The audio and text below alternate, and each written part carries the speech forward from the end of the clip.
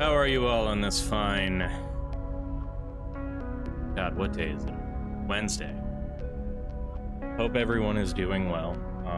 Still having a little bit of technical issues. I don't know why my headphones do not want to pair with my new computer. They start to pair, or they fully pair, and then they're just clackety-clackety, as if, like, there's a shitload of interference, but or like I'm out of range, but I'm right here. They're right there. So I have troubleshooted as much as I reasonably can, I think, at the very beginning of this. So we're just gonna try without headphones. Game audio should still be fine for y'all.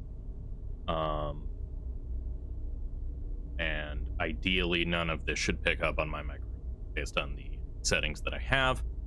But if it does, I'll modify it as such.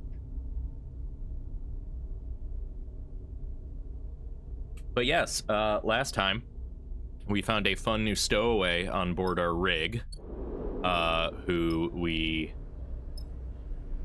love very much, the little black cat that lives on our ship.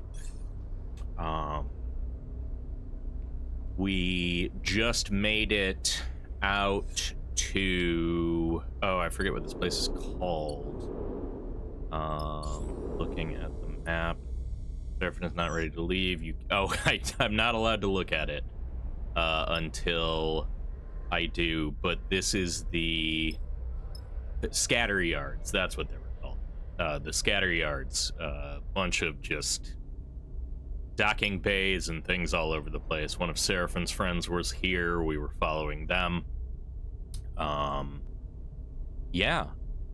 And I think that's the whole situation. I have a new machine, so things might be a little weird. Please let me know. I think I was able to successfully re-import most things, but I want to test one thing and make sure these alerts are still showing up. Great, perfect.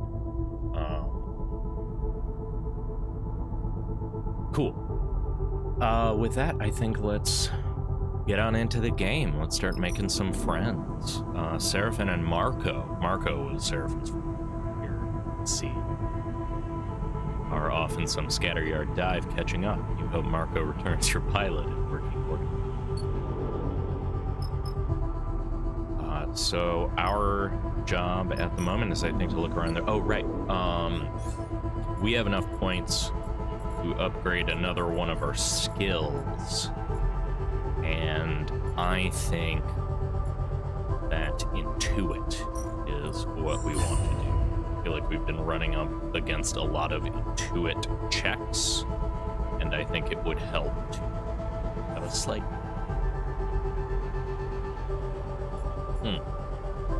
I remember we were also saving up engine components because Bliss said that they could help fix up our ship.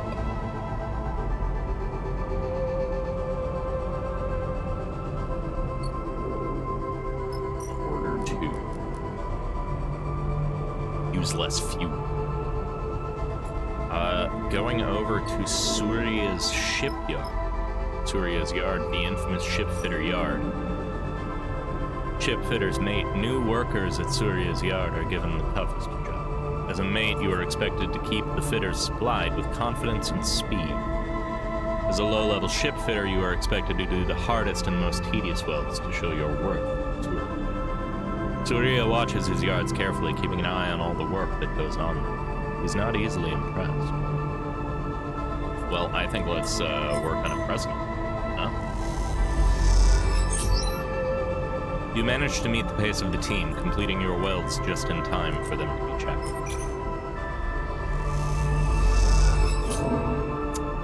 You are forced to weld and re-weld the same seal over and over. Is this some kind of hazing ritual? I don't want to throw the ones at that. but I will throw the ones at some of these. Follow the markers. On every wall of the hub, there are scrawled alphanumeric markers that act as signs for the ship fitters, if you can understand them. There's no faster way to get to know the ship fitters than to chat about their complex work. It does require a certain knowledge base, though. Among the yards, a scattered mess of independent shipyards around a central transit hub. The yards are a particularly difficult place for outsiders.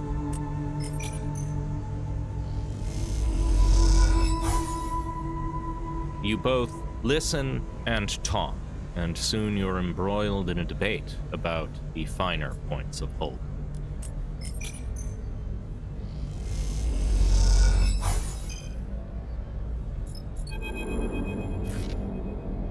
Hey! You hear the voice echoing through the public passage. Wait up! Oh, it's, I am glad to see you. Cadet sweeps her hair out of her eyes and then glances up and down the corridor. This is not my kind of station. Cadet rolls straight into her complaints. All the yards have their own water and facilities, meaning the hub here is not fit for general use. There's a couple of guest houses, but you would not believe the state of them with all the spacers that stop here for shore leave. She shudders. You don't want to know. Hi, Cadet. Also, hi, man. Welcome in. Hi, yeah. She blinks at you. Are you even listening? So, get this. Cadet locks her fingers together and stretches her arm. That girl of mine I said could crack anything, she's gone. Didn't even leave me a note. Ran to dark side, maybe? Not that I'd blame her given the state of this place. She looks sideways at the grubby walls. She left her workshop empty, though, so I slipped in. That's where I've been napping. I've been doing my best all these cycles to crack that drive, but... She sighs. I'm a spindle jack, not a data screw. Which is why I'm happy to see you. She takes a breath. Telling you I have not spoken to anyone in a long time. She runs a hand through her hair. How about that alert they put on? Doesn't seem to stretch too far out of the spindle, but I've been careful. She glances around, hence the not talking to anyone in ages.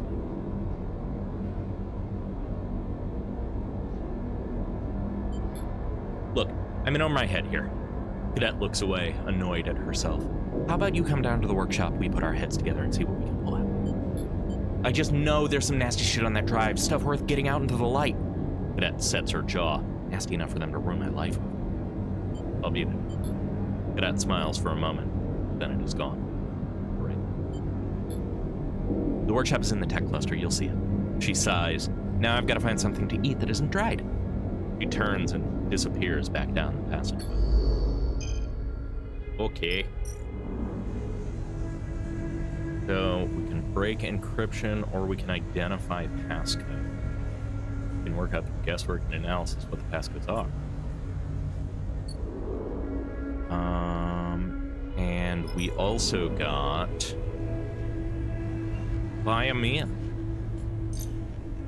All you'll get here is a high glucose artificial ration in a sealed pouch. Sounds great. We're almost out of energy. We needed it.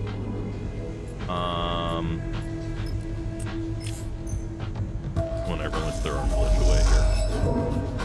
You draw a blank and Cadet is struggling to think of a way to crack the drive, too. The drive is encrypted, but with the tools in Cadet's friend's workshop, there's a chance of cracking it. Not today, though.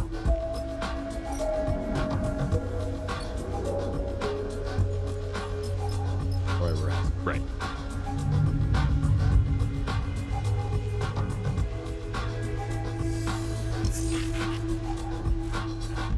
Okay.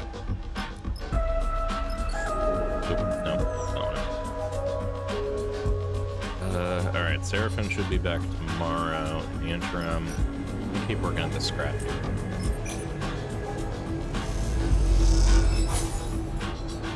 The teams here work fast and hard. You find yourself getting exhausted trying to keep up. So it's only on a positive that we get one mark towards this. Ooh, that's a rough one. Keep trying to learn this. You start to understand the numeric codes, the arrows, low and up.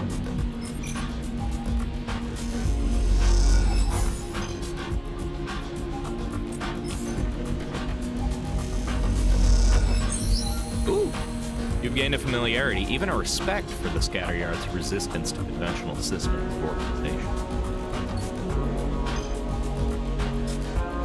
Yard supply.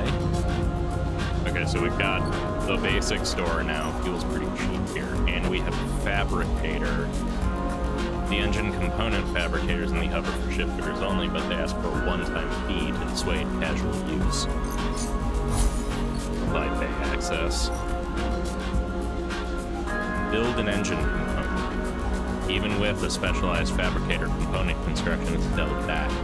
Only the most skilled can produce a rare, error-free component. The more errors a component has in its construction, the less valuable it will be. Enough errors are worth it. It takes some time and skill to build engine. Any errors will impact the output. Let's maybe do that.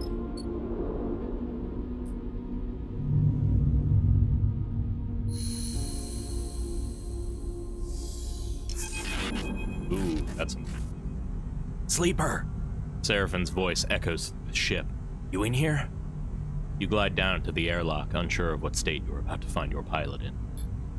Seraphin floats in the airlock, his arms above his head, gripping the lip of the interior door to hold himself in place. Come on, we need to talk. There's a straight-faced seriousness to Seraphin you weren't expecting, especially considering the past 2 cycles with Marco. Follow him. Seraphin leads you across the bridge, but rather than turn towards the automated shuttle bay that connects Marco's yard to the rest of the assembly, he leads you deeper into the guts of the yard itself. As he does, he begins to speak. I told Marco about Lane, about escape and everything. Seraphin ducks under a large pipe. He gets it. It's worked in Darkside. I'll just let him talk. He comes to a sealed door and hammers in an entry code. Somewhere, machines start whirring. Remember in Wellspring? Everything. What I said. Seraphin turns to face you. Picking Lane up. Exactly that. Seraphin meets your eye. The door suddenly squeals as the ancient motors kick in and drag it across corroded tracks. It reveals a large half-lit chamber, its furthest parts masked with layers of scaffolding and frames, so it is hard to tell where the room actually ends. At the center, a pool of warm light, Marco floats beside a terminal screen. Sleeper! He touches his brow in a mock salute as you enter. They say. You hold your tongue, and you and Seraphin arrive in the middle of the room. You hear the door you entered through screech shut, and then a sudden silence descends. Sorry to drag you out here, Sleeper. I can't be overheard on this one. He sighs. We're close to Darkside here. Utsubo have ambitions, shall we say, in the Scatteryards. Finn told me the whole story, and sorry for your troubles. He clasps his hands together. You've done well to evade Lane this far, but you must understand, he's also been distracted. Since export went up, well, Darkside has been in crisis. If the war was the pressure, the shift that allowed Utsubo to build its strength, export was the breach to blow it wide open. Marco springs his hands apart. Export's their justification for imposing total control in the name of protection.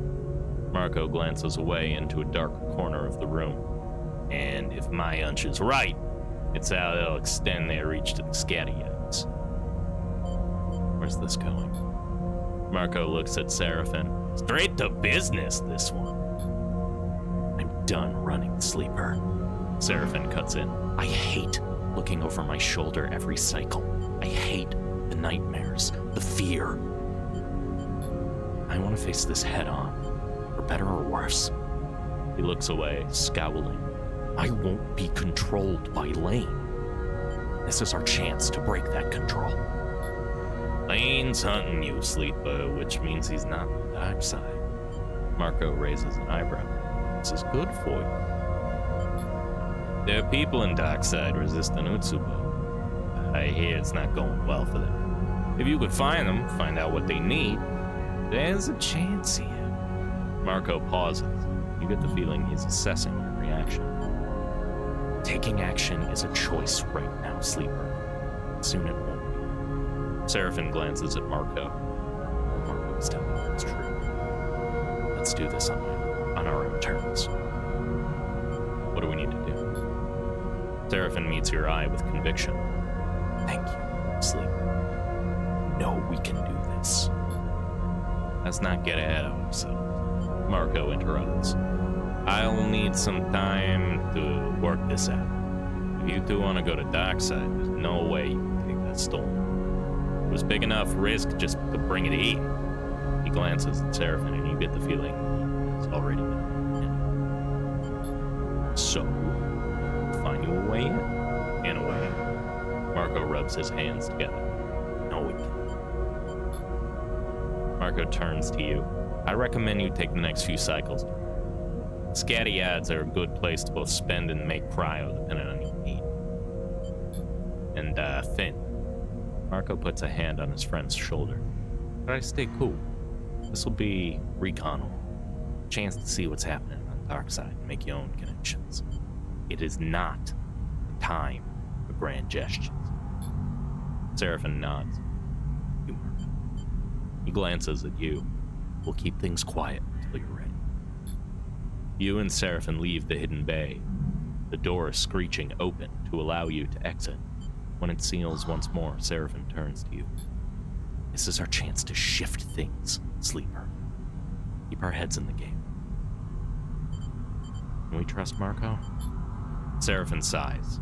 I believe we can, but in case you haven't noticed, we don't have many allies this close to Darkside anyway. We need trust Marco. We should give Marco some time. I've got a few things I want to take care of in the scatter yards. I want to get a message to Tala. I know she would want to hear from me, or he trails off. Let's make sure we're ready. Keep your head up, Sleeper. See you on the rig. And with that, Seraphin kicks off down the passage, way to the shuttle dock. You watch him go, unsure if you are impressed or concerned about his headstrong nature. Either way, things are in motion. The only thing you can do now is give yourself the best chance of success.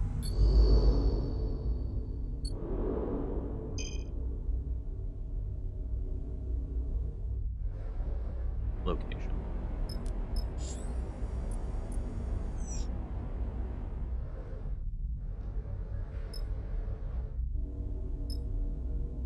Is it Marco's New York? I guess it must be Marco.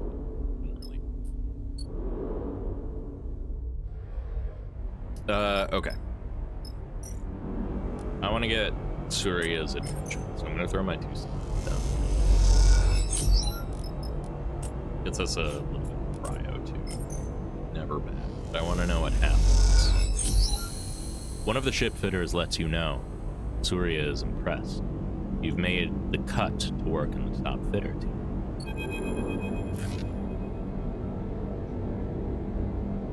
That's some quality work you've been doing. The voice booms through the locker room after your ship fitter shift. But why are you doing grunt work, Sleeper? You turn to see a large man with a metal arm, bright patterned clothes. You ever find out who Lane is other than an ominous corporate entity that wants you back? He's an ominous criminal entity that wants me back. All we still really know about him is that me and Seraphin used to run jobs for him back on Darkside, and that he's a major player in Utsubo, the gang there. But other than that, we don't know a lot about him. He infected me with that weird thing that's changing. But other than that, I don't know anything about Lane. It's just things.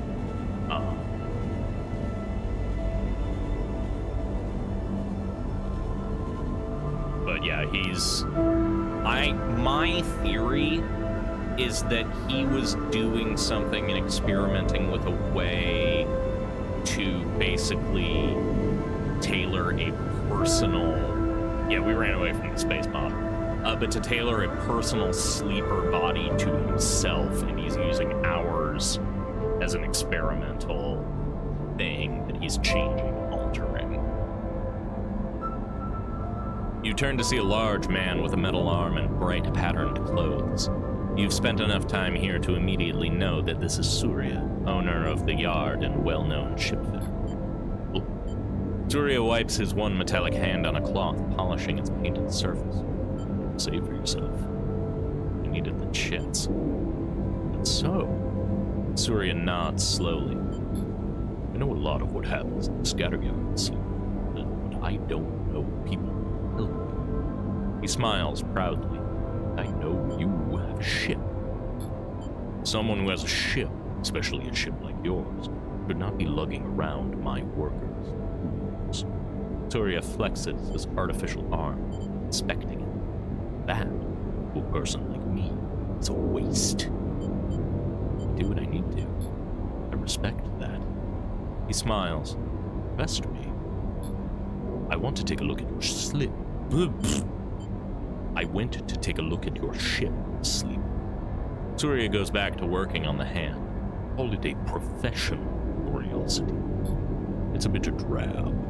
Surya looks up and meets your eye. An old Solheim rig, still in corporate colors. He shakes his head. No. I feel like that's your problem. People want a crew that looks the part, an outfit with outfit. He grins. Look at my yard. I grew it from a chunk of scrap by showing people I was a professional.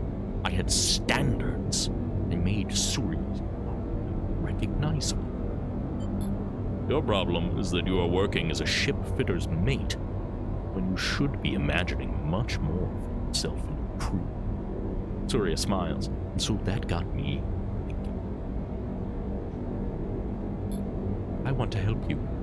Clean up that old rig, paint it up, give it some color. He tucks the cloth away in his tool belt. How does that sound? Hell yeah, dude. Love that. Perfect, Surya booms. The thing is, you don't just slap some paint on an old rig like that.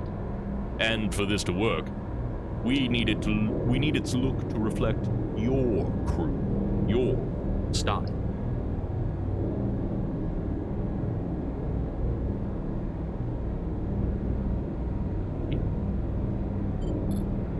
So, well, I'm happy to do the painting with my team. I'll need you to go find some inspiration. Surya looks away towards the locker room's lone window. Luckily, the belt is full of it. Full of pattern and texture and style. There's nothing uniform about this place, and it's the better for it. Surya looks back at you.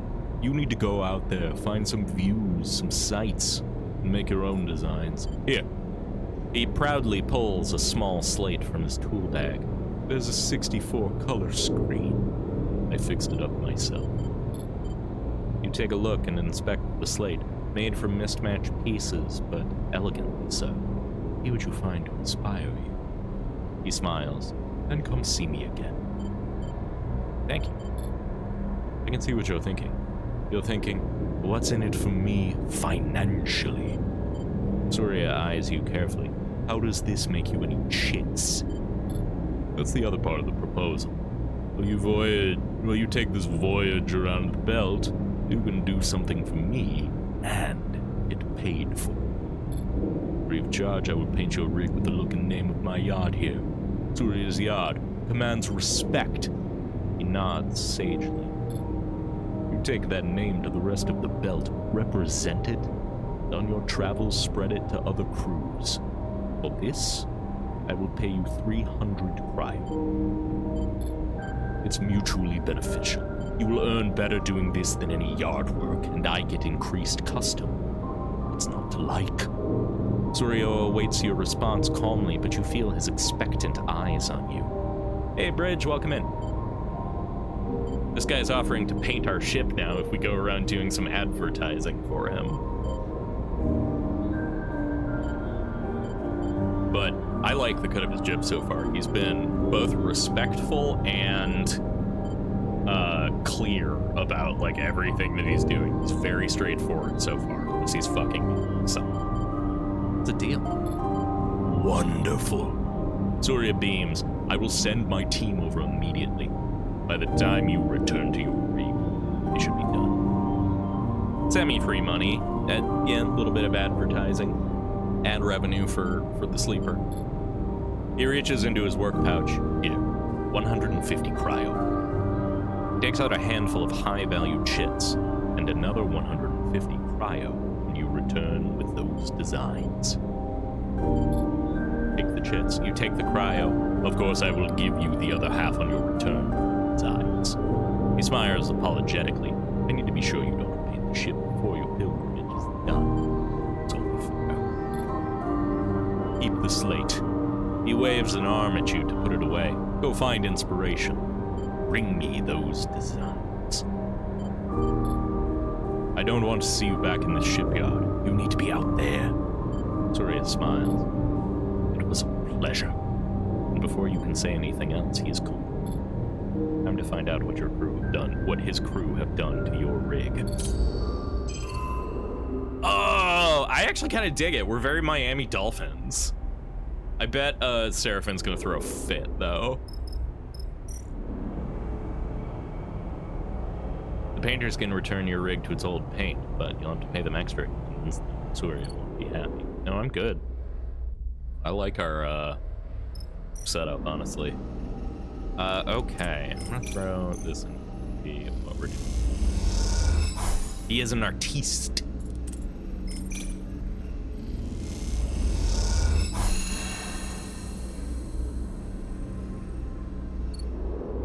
All right, that didn't do anything. Whatever. One of our shift leads has made out of the Halloween tables. Yeah, I've discovered a tiny friend. Ooh, hell yeah. Giant bros. Maybe like the little stuffed guys?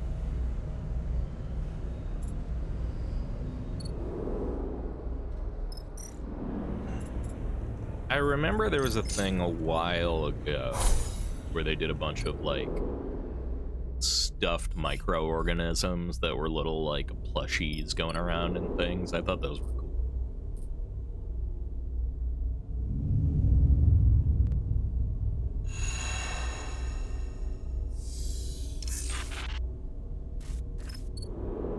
Okay.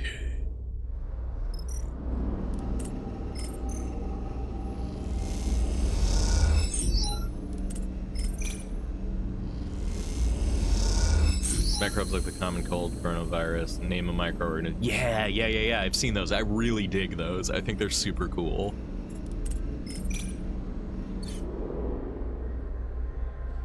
Oh, for real? Nice. I need to check out their catalog at some point. I'm a big fan of funky little stuff like that, and I knew that like a lot of what they were doing is very education forward, I think. Like, they try to be very informative about it, rather than just, like, glib and weird.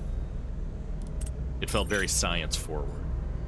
Keychain size lab mouse named Algernon. Oh, hell yeah, that's great.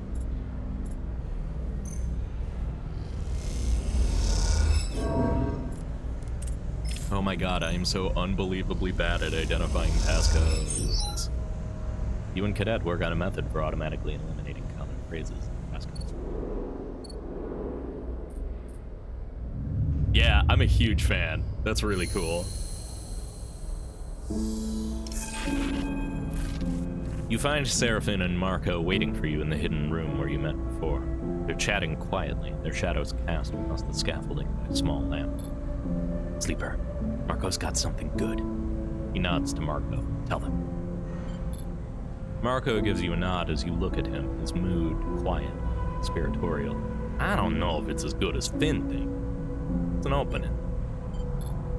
I heard back from a friend of mine who runs a yacht on the edge of the cluster, a fair way out from here. Smart guy. Makes a tidy profit off selling fuel to freight crews on their way in the dockside. He undercuts the dockside dockyard fuel prices, which include a cut for Utsubo, so they stop off at his place to fill up before heading in. Marco smiles. Clearly this is his kind of business. This guy, he owes me a favor. I'm gonna call it in. He can get a few of us onto a freight crew, swap us out at the usuals who stay at his place, and let him have a few drinks on him. The crew, meaning us, will deliver the freight complete with a stopover for cargo loading in dockside. He smiles, which is when you do what you need to do. We'll have as long as we need, but the more time we spend there, the more likely they'll discover us. Marco looks at you. We'll keep our heads down, sleep and eat on the freighter.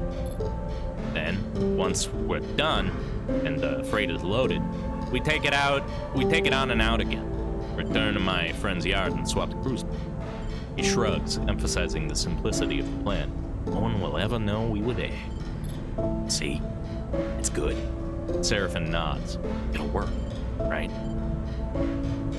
What if they check the crew list? What? Manifest? Not gonna happen. And who's to say that you aren't the names on the list? This is the belt. Seraphin looks concerned. It's going to be tight, but I reckon you can get what you need in time. Make some connections with whoever's resisting Utsubo. Get an idea of their operation. Look for weaknesses. It'll have to be quiet, Finn. Marco gives you both a warning look. No noise, no attention. This can quickly become a one-way ticket. Seraphin turns to you. Think you can handle that? We'll get it done. Seraphin and Marco exchange concerned glances. What aren't they telling you? There's one more thing, Sleeper. Seraphin looks down. Someone needs to stay with the rig. Someone who can pilot it if there's any attention at the yard. He meets your eye. It has to be like this. I'm sorry. I'll be going in with you. Marco puts a reassuring hand on your shoulder. I know, dark side. I'll get you all the way in and all the way out. There'll be room for one more on the crew, but I'll leave who that is to you. But let me give you some advice. He leans in closer. You better be sure you really trust anyone to take on this run. You look between the two of them. Just you and Marco might be the safer option. The fewer people, the less likely it is you give yourselves away. But then, if Marco doesn't keep his end of the bargain, you'll want all the backup you get. And the problem is that we have to go right away. You see the rising tension in Marco's face. The freighter's arriving this cycle. Seraphin turns to you. Sorry I can't become Sleeper, but we need to do this now. Doesn't seem like I have a choice. Seraphin shakes his head. I don't think you do. I'll be ready whenever you need. Just give me the word and we'll head to my friend's yacht. Marco sighs. We keep this tight and nothing needs to go wrong. His words echo in your mind as you leave the hidden room, a creeping doubt settling itself into the pit of your stomach. This is it. Time to go back to Darkside. This feels kind of like a midpoint to me. Like we're gonna need to make a decision. Because there were other things past Darkside on the main map. It does have big final mission vibes, but my gut is telling me that this is I don't know, maybe this is an option for final vibes. Either way, it seems like the thing we should do. All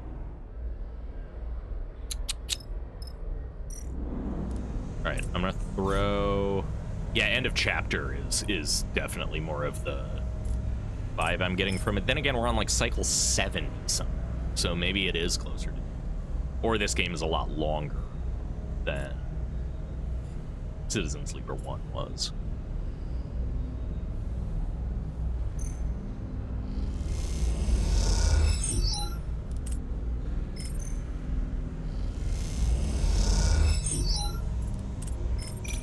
But I'm gonna throw all of these at trying to get Cadet's data before we leave.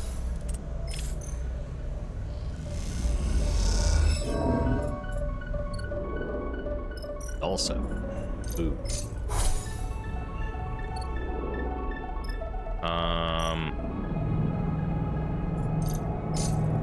I don't know how long we're gonna be out there. I need supplies. I want to just fill up on everything before we go because I do not want to get caught out while we are out. That sounds like a fucking disaster.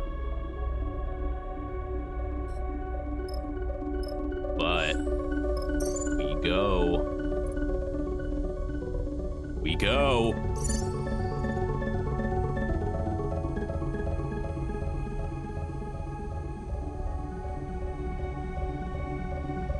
gonna bring Junie. I trust Junie personally, and I don't have anyone good for interfacing if we need. We've done nothing but help Junie. This is her opportunity to have our back when Marco fucks us over. So I don't trust him for shit. He's gonna screw us 100%. I trust Bliss, I just think they're gonna listen us over.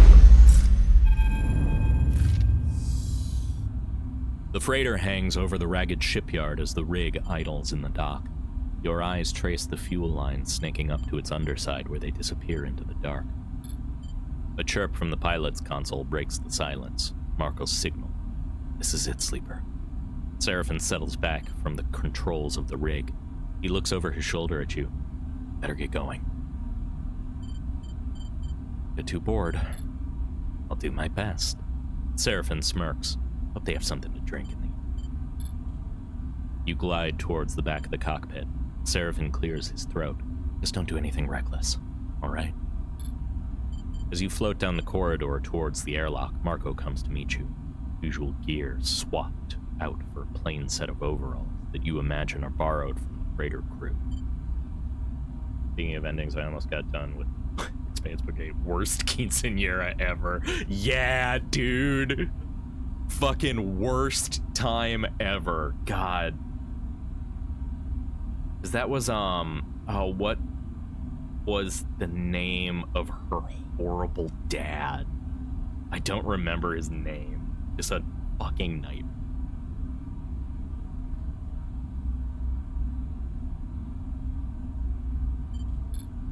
You ready to go, Sleeper? The crew we're replacing are already in the yacht, so the sooner we get on board, the better. He gives you a look. How are you feeling? Concerned. Fair, but no need to be. This is a simple part. He pats you on the shoulder as you cross into the airlock. The airlock cycles and Winston, yeah, God, that dude sucked. The airlock cycles and Marco leads you into the yard through a series of shadowy passages that connect the two docking bridges. Now's the time, Sleeper, Marco says as you work your way through the yard. Any questions? Any concerns? Speak up now. Reaching Hellraise immediately had to start the next. Life is... I feel sad about Space Marines.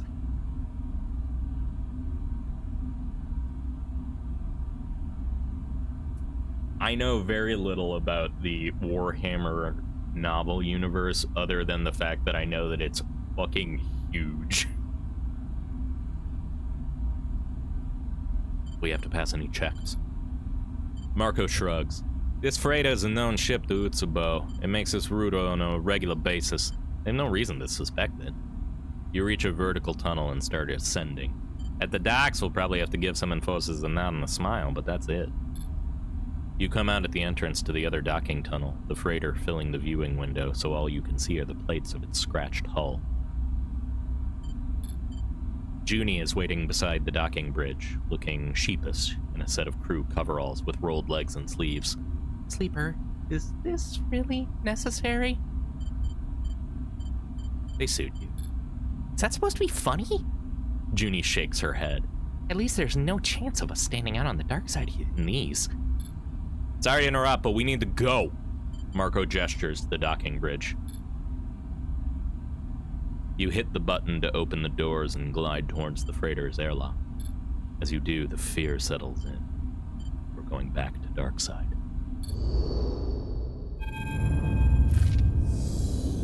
Darkside sprawls out across the starscape, its surface a vast and random accumulation of structures, lights, and signs. You've watched it as the freighter cut across the belt, as it grew, cycle by cycle, like a stain across the cockpit glass. Watching it approach, the fragmented memories of your time there pass through your mind, each one dissolving the moment you try to focus on it. Only the sensations remain. Despair, claustrophobia, fear, all somehow strengthened by their disconnected nature. It's as if, by not being attached to specific memories, they can run free through your mind, as alive as they were, first moment of healing. Instruction received. Appreciated. Marco is in the pilot seat, talking to the Port Authority. Incoming to strut 2-3. He turns back to you, clicking off the outgoing comms channel. First step complete. We got docking approval, as expected. He raises his eyebrows, noticing something in your face. Keep it together, all right? I got this. Stay silent. He sighs and turns back to the controls. I get it. Junie's voice carries across the cockpit, catching your attention. This place comes with a lot of baggage, right? She nods. I can understand that. But you aren't here alone. Not this time. Junie gives you a serious look. We'll look out for you. I knew bringing her was a good idea. There's a hollow rumble through the body of the freighter as Marco brings it into the dock. The noises of this draftier, more industrial ship differ to those of your rig. You haven't quite gotten used to them yet. The squawk of noise over the comms sends Marco scrabbling at the controls to submit the docking code he was sent just moments before. There's an agonizing wait, and then a chirp as the code is accepted. The freighter is docked. All right, let me go out first. Talk to the dockers, start the unloading. He unclips from his seat. Then you're good to go. Okay, wait. Marco nods. All right, hold fast. And he glides out of the cockpit without waiting for a response. You hold your nerve, looking out at the flickering lights of distant traffic. The airlock clunks open, closed again. Time drags on. You turn your attention to the job ahead, seeing it stretched out in front of you. The dark side seems impossibly vast. Too vast to find a specific person, but just to find a type of person, someone unhappy with Utsubo's game, ready to risk their lives to change this place, and push to a point of desperation or anger. That might be a lot more. Yeah, I like Junie a lot too. She's my favorite of the crew members so far. She's kind of weird. I love the strange hacker that's doing their own little thing, but is weirdly loyal, like a ferocious little chihuahua.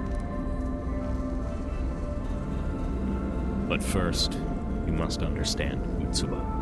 See how they run this place, where they meet, what they talk about. Find where Utsubo is weakest.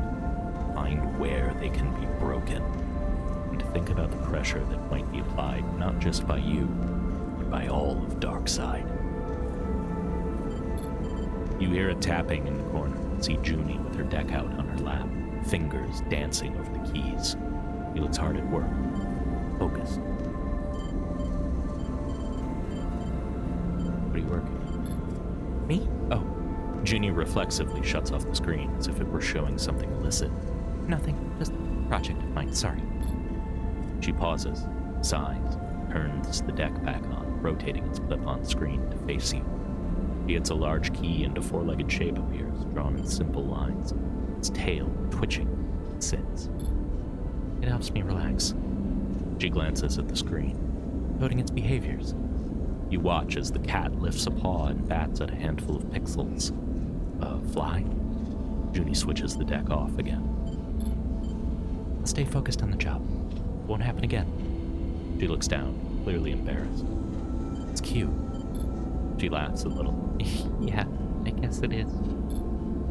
The airlock cycles once more, and moments later, Marco is in the cockpit, sweat beading on his brow. He takes a moment, his mood uncharacteristically flustered. Well, I bent the truth a little back there, but, I think we're good. Just runs a hand over his hair, slicking it back into place. Luckily, I've had a lot of practice lying to dock workers. He gives you a wink. They'll begin unloading later this cycle. They won't be in a rush. He smiles. We have our time as promised. But sudden interjection evaporates any relief you were feeling. Utsubo are watching these docks. That I know for sure. But now, we're just another freighter, but all our coming and going, that could be a problem. He turns to you. We can try to disable their monitoring, or just get the job done before it becomes an issue. We'll take a look. Marco nods. Sure you will. Either way, we're gonna need to get on with what we're doing. Marco folds his arms. Utsubo are everywhere, but we need to understand them, know what's happening inside their organization. We slip in under the skin, find out how they work. Marco looks to you. This is what I recommend. But now, Sleeper, it's your turn to lead. He folds his arms. Now let's begin. You feel the attention, the pressure shift to you. Time to find some allies. Time to find Utsubo's weakness. Time to stop running. Resist. Okay. Got a few things. The crisis is already at. That's the dock surveillance.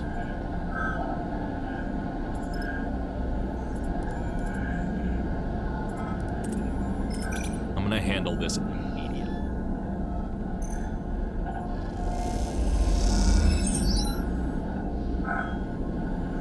At least as close as I can to him.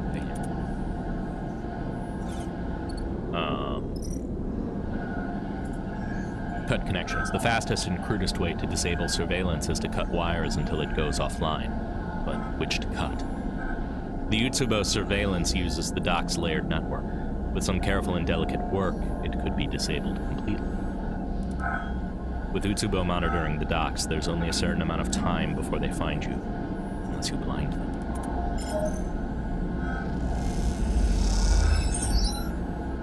One of the monitoring nodes goes dark. No Utsubo tech will know why. Obviously not.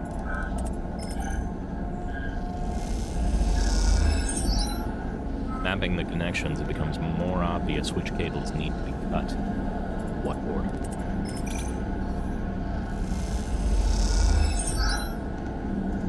Okay. That's a really good start. So I should be able to finish that. We have two other places to go. We have the Rise and we have the Wash Gate.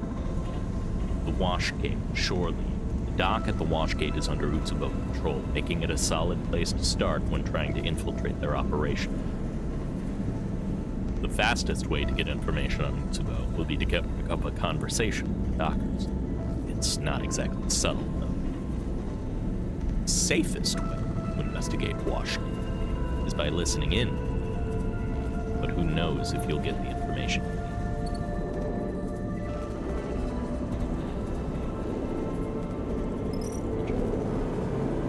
Utsubo territory, you've heard that the Rise is a hub for Utsubo operations and enforcers.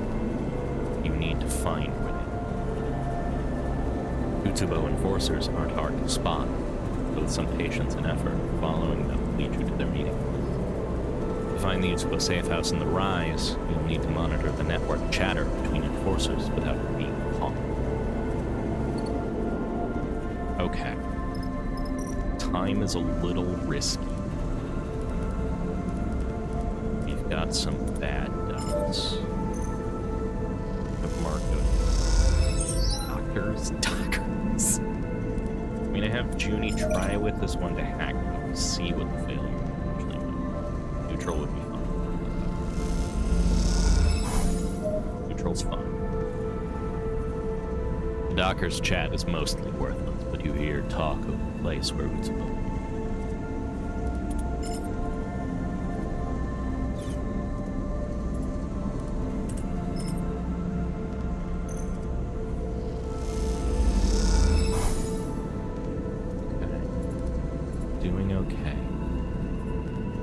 I don't want to burn a 2 on anything that says 8.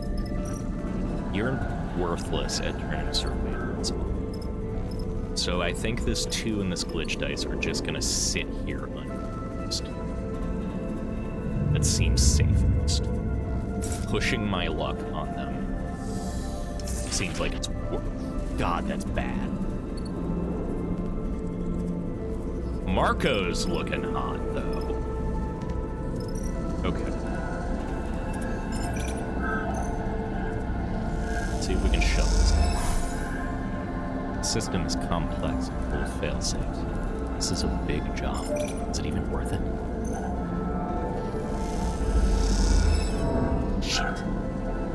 The system locks down after a clumsy attempt to hack it. They'll know someone tried to get in.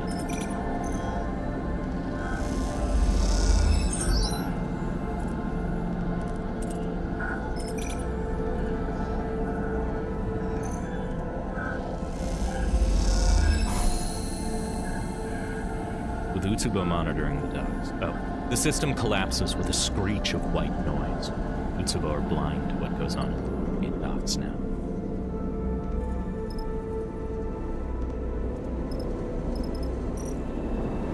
Okay, Marco, where's the best place to put your six?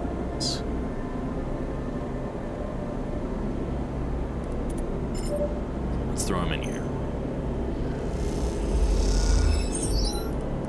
The enforcers all cross through one area of the rise. The meeting place must be here somewhere. Actually, I'll send you. We got this guy. Oh yeah. Okay. Now.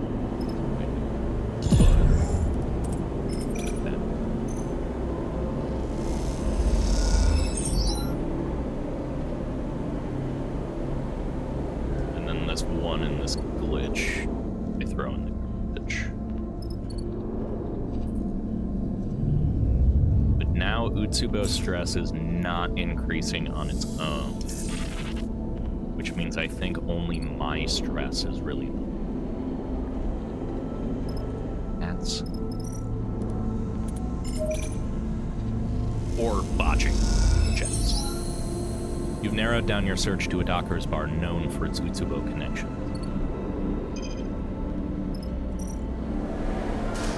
Oh god, there's more. Blinding.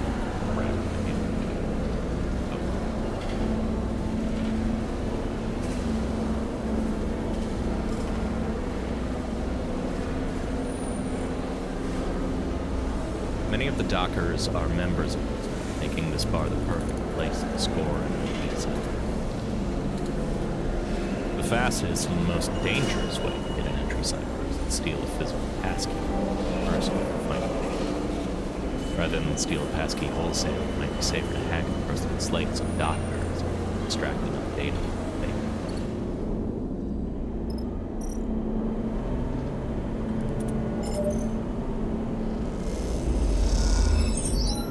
There's a little chatter about me, which narrows down the safe house.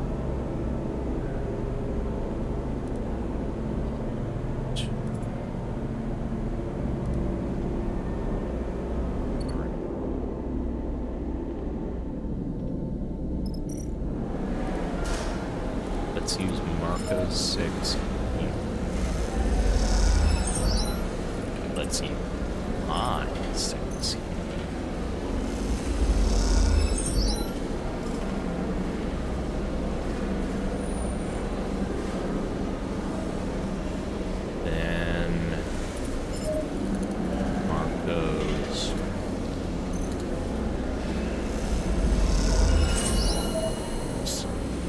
Passkey is stolen smoothly. This should contain a full cipher for entry to Utsubo facility. You leave Docker's Rest with an Utsubo passkey in hand, sure to get you inside one of their safe houses. Now, the trick is to find one. You make your way through the docks, head down in the dark passageways. Leaper? Junie's voice cuts through the hiss of the air cyclers. Marco's gone. You stop in the dark side passageway, drifting down. Quiet connection between two thoroughfares. You glance around at loose bundles of wire, stained metal plates. Seems like a safe place to talk. Just left. Junie looks nervously down at her feet. Said he had something he wanted to do, and left. That was it. You pause for a moment, unsure how to react. Junie rubs her hands together. I don't know, Sleeper. I don't really know, Marco. I thought you and Seraphin... She trails off. This isn't good, is it? You take a moment. No need to panic. Who brought you here? We'll get you out. You look down the corridor towards a busier wider passage where people could by. He needed to deal with something. Well, he needed to deal with something. It doesn't mean anything. Sure as hell she had given him a warning. Surveilled and now short-handed, his job is going from bad to worse. Oh, Marco, you motherfucker. I knew you were stabbing me, you son of a bitch.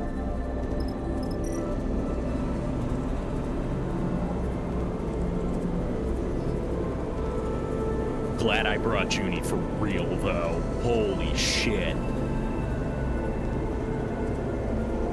Alright. Well, this just got bad. And I think this is a good time to run our mid-time ad break. So we run a 3-minute ad so we don't have any pre-roll ads when folks come in. If you're sub, go on and hang out. If you ain't, go get a drink. Whatever. See y'all in 3 minutes or so.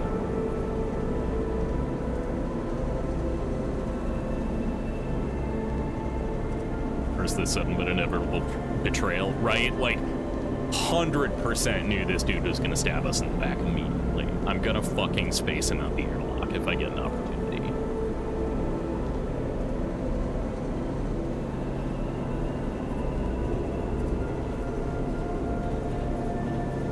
He's a real bastard of him.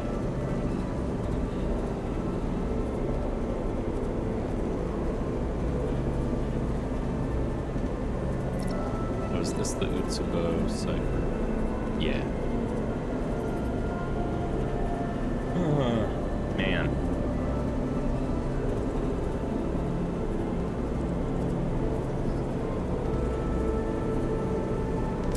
I need to figure out what I'm going to be doing after this. I have a couple.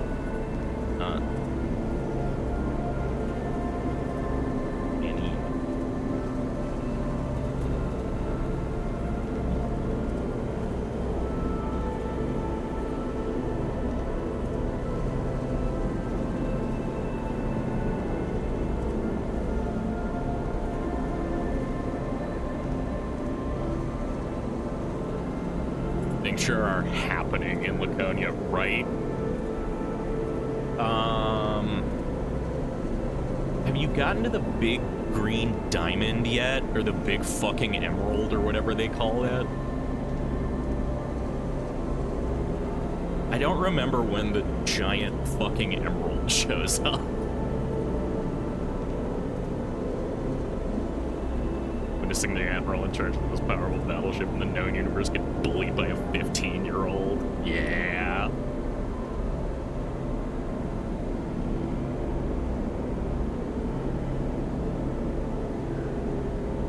I know the big fucking emerald is something that is closer towards the end of the season. I don't remember how close that is. I know it's on the other side of worlds. Yeah, again, it all kind of just blends together in my head. Because I just listened to them back to back to back to back to back. And it was a few years ago at this point, so it's all kind of...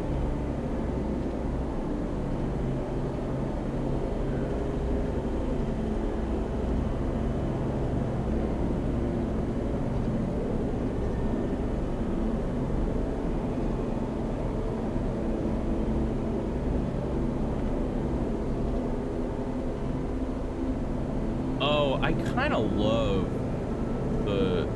There's apparently, like, official art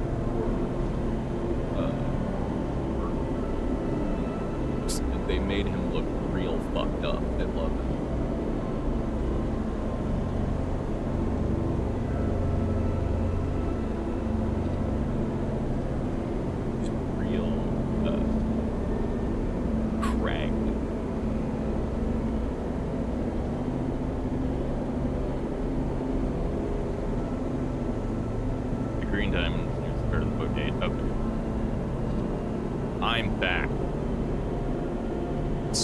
The stream. Okay. Welcome back, everybody. Let's get back to being fucking betrayed. Everybody betray me, and I'm so fed up with this station.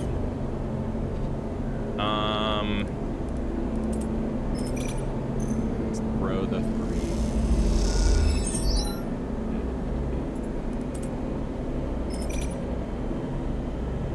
They're fun reads, Bridge. I'm a big fan.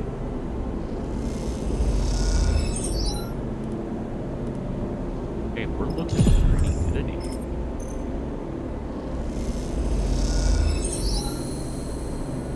Yeah, I've heard the show is solid. They have to do a lot to kind of contract it. Oh yeah, and it ends at book 6, which is a fair ending. But there are 4 more books that are huge, just fuck huge books.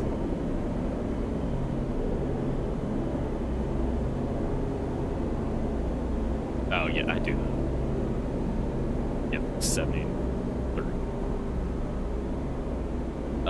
Okay. You have isolated the Utsubo safe house location, but now you'll need to be neutral. But well, we have a passcode, that's good. Yeah. A simple door leads down into what you suspect is an Utsubo safe house. All you need is the passkey cipher to it.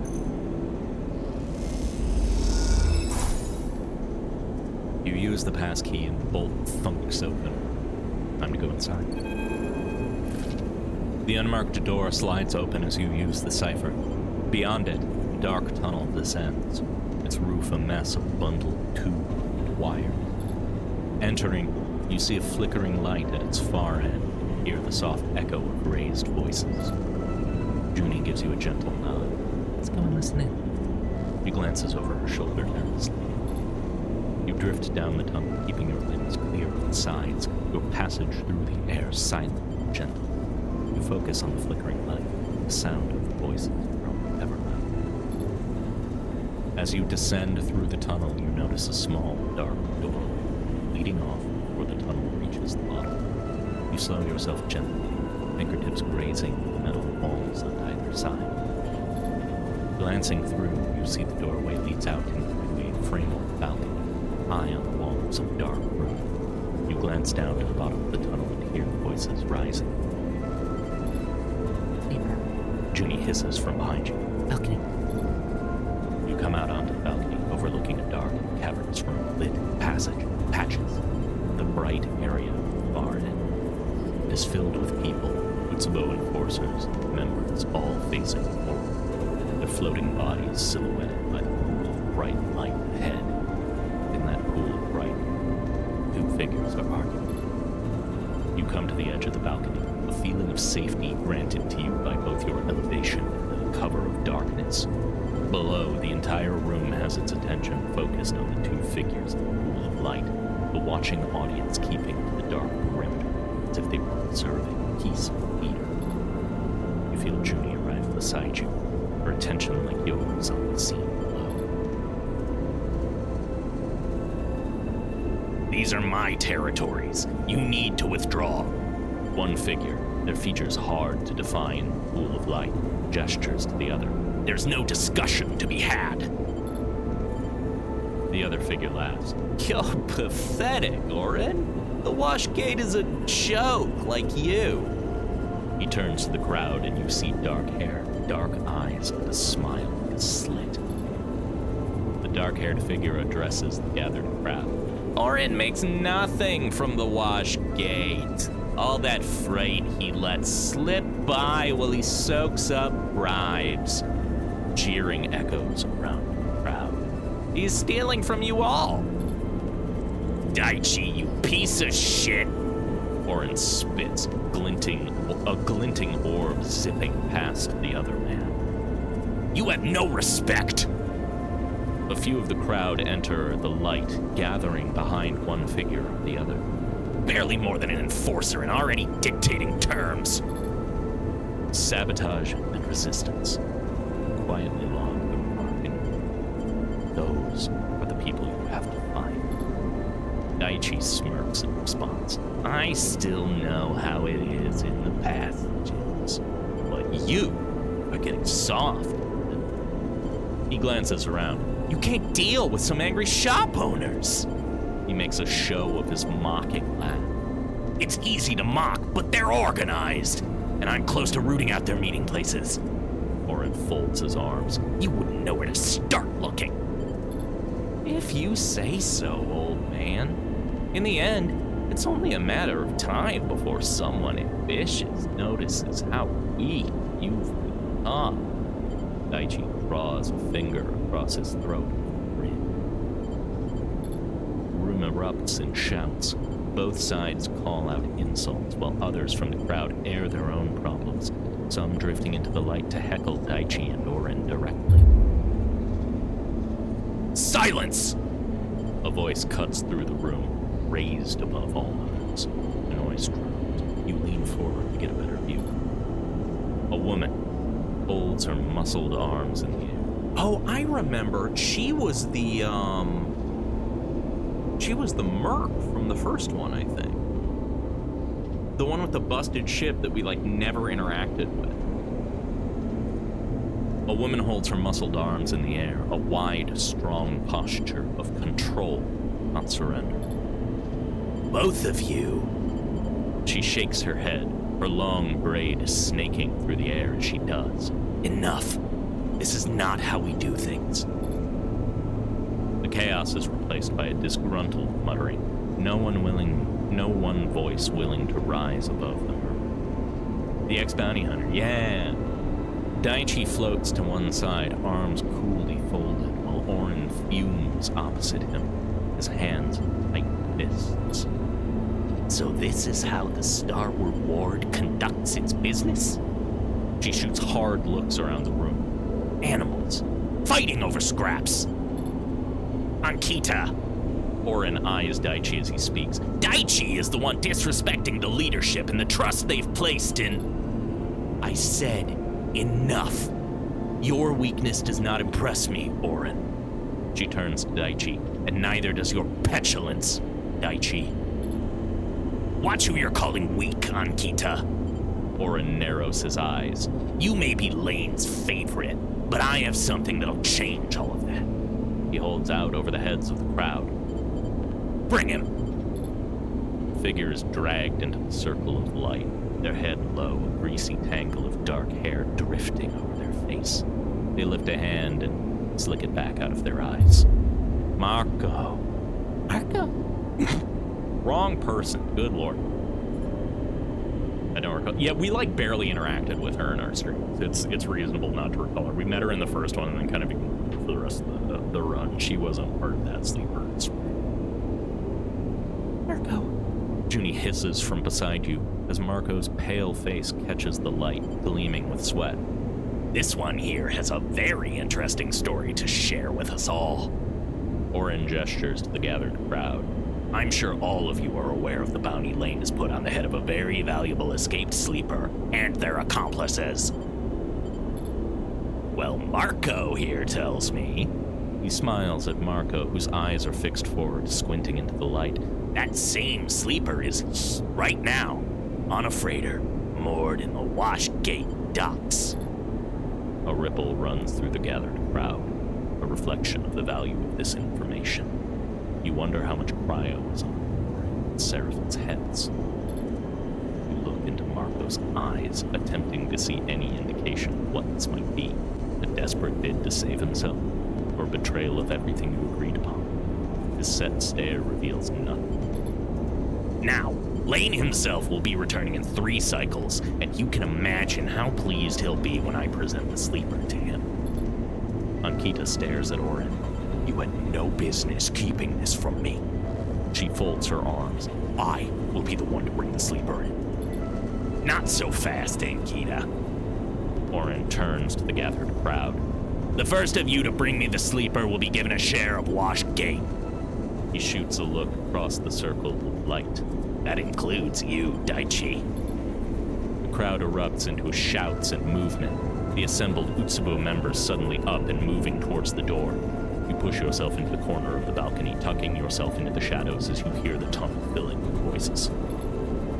There are shouts and scuffles, and you fear that any moment you will be discovered. But as time passes, the noise subsides.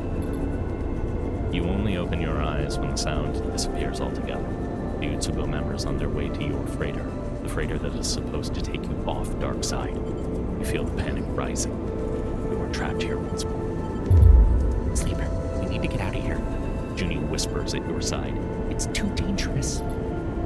You ascend through the tunnel, silent, slow. Your eyes are on the entrance, hoping that no Utsubo member returns or enters. And then you're back out in the main passageway, blinking in the light of the fluorescent panels and gliding away from the entrance, lost in a daze. Somewhere in the rise, you eventually stop, not sure where you might be going, but needing to get away from what you just witnessed. You can't go back to the freighter, that much is clear, which means no supplies, no place to sleep. Then there's Marco. Is this always part of his plan, or is this just him in survival mode? Your mind fills with questions and worries, the path ahead unclear. Marco, did he really give us up? Junie hovers in the passageway, her face a mask of concern. I don't understand, Sleeper. He betrayed us. Junie nods. Your voice sounds sure, authoritative. You are masking your doubts. Your mind races with questions. Can you really leave this place without Marco? How would Seraphim react? If he actually has been caught by Utsubo, can you forgive him for giving in to the pressure?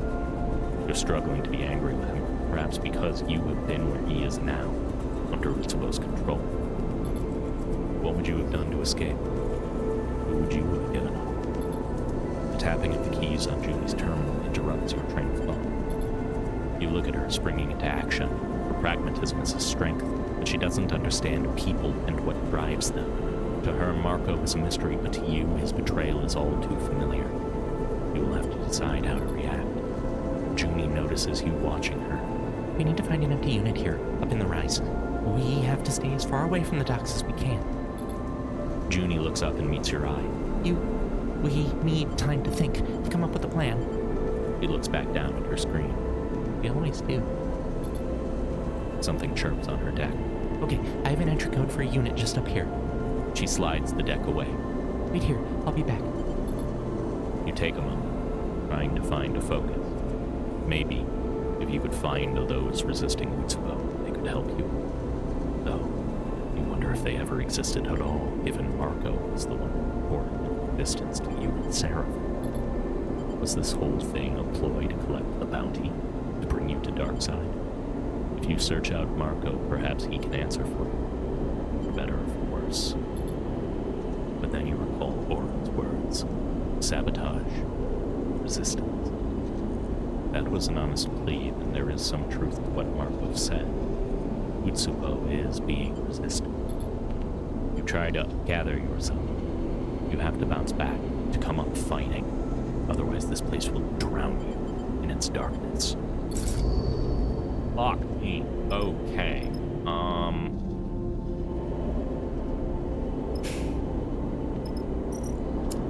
Our supplies are empty. That sucks. I can't risk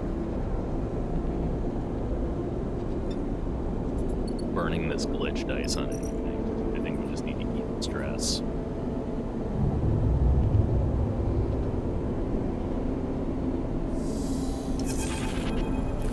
My hands have betrayed me. Last 45 minutes I've dropped paint brushes no less than 8 times. I've been for there.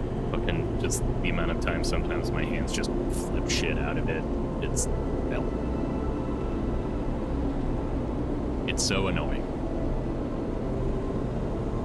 You wake in the cold of the abandoned unit to an unsettling quiet. The air cyclers whine, the heat diffusers hum, but nothing around you breathes. You are alone. You slowly raise yourself, unclip the straps from the bunk, and allow yourself to drift up the air. Silence. And then in that silence you hear something. A scrape or scuff. It draws your eyes to the unit's doorway where a shape is settled in the dark. I knew you couldn't have gone far. Ankita shifts to fill the doorway. I'm not an engager. Stay still. Just calm yourself. Ankita holds up both hands. Let's not cause too much damage. She raises an eyebrow. May I come in? She drifts through the doorway. We don't need any extra attention right now. Back off. Look, just shut up and listen. Ankita drops her voice.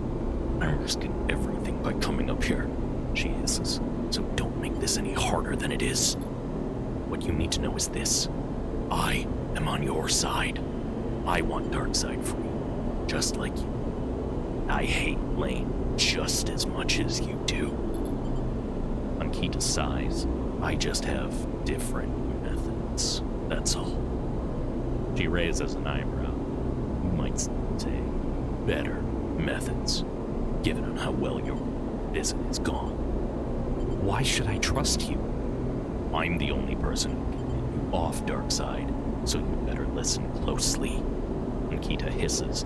It has taken me more cycles than you would believe to get this deep into its bow. I am not about to give it up for one escapee. But then Lane doesn't usually run all across the belt chasing a lone escapee, even a sleeper.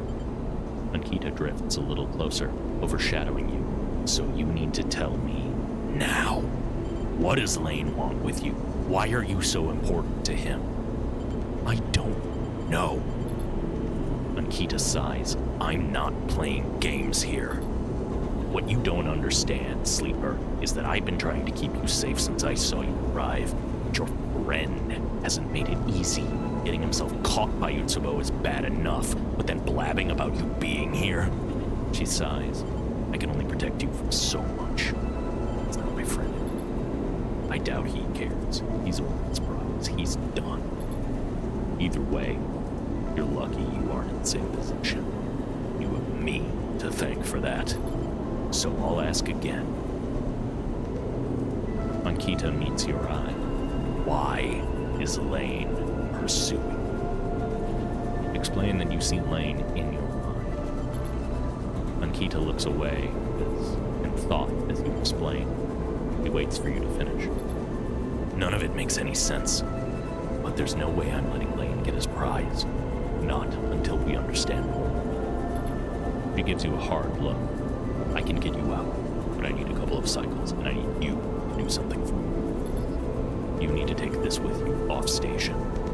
She produces a thumbnail drive and holds it up. This is everything I've managed to scrape from within Utsubo. The key to challenging Lane is on here. I know it. Take it to Oliveira. It's tucked away in a crater, shoals, and massive debris field beyond the hollow. She meets your eyes. You give it to Carmen. No one else. Nikita presses the drive into your palm and closes your hand around it. No one but Carmen. You understand? Lane's rise has been cruel. He has spilled too much blood. When I'm ready, I'll make him pay for that. But Carmen needs to analyze what I've got on him. Find the right place and the moment to strike. Nikita meets your eye. I knew a sleeper once. I should have trusted them. She lets go of your hand. So now, I'm trusting you. I'll get you out, and you deliver. That's the deal. Ankita cracks her knuckles. Then, together, we can...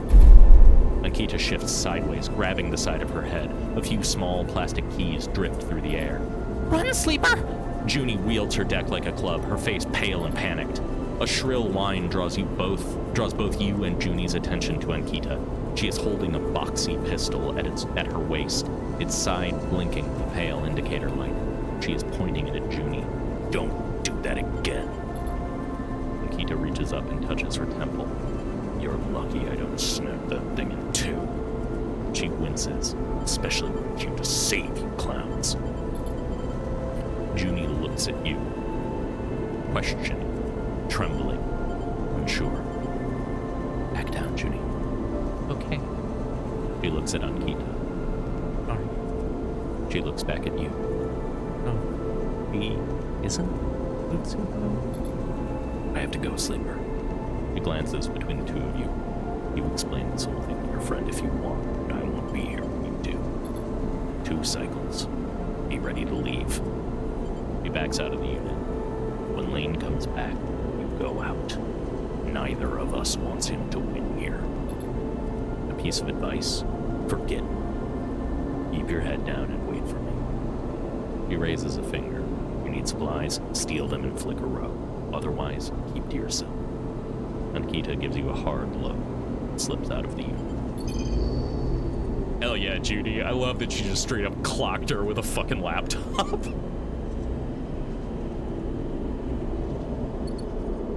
Alright. What are our options here? Flick a row or the rise? The rise would have us track down Mark. Rise is the last place you saw him. Find him. This is the place to look. After his crown. You know, run. I really like Judy. Yeah, same. Okay, we do need supplies. Oh, I'm not geared for this. Neither are you. Nice. All your supplies were aboard the freighter. Shopping is too great a risk. Stealing is the only way to eat and stay hidden.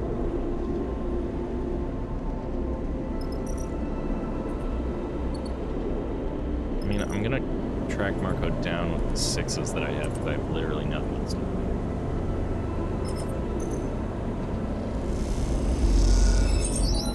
Utsubo seems to be on the move. The atmosphere in the rise is changing, shifting focus.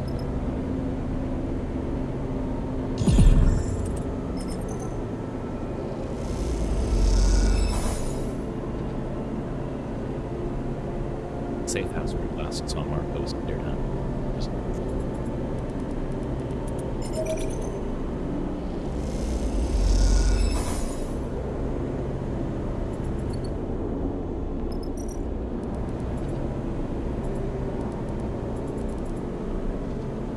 I could risk this too.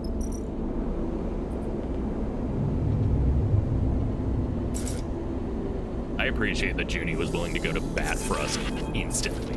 Literally.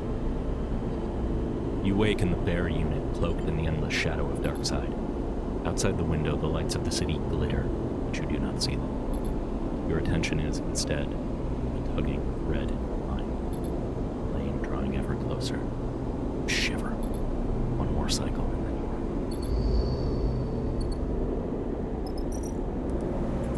are. These great dice. Shame I have to waste them finding.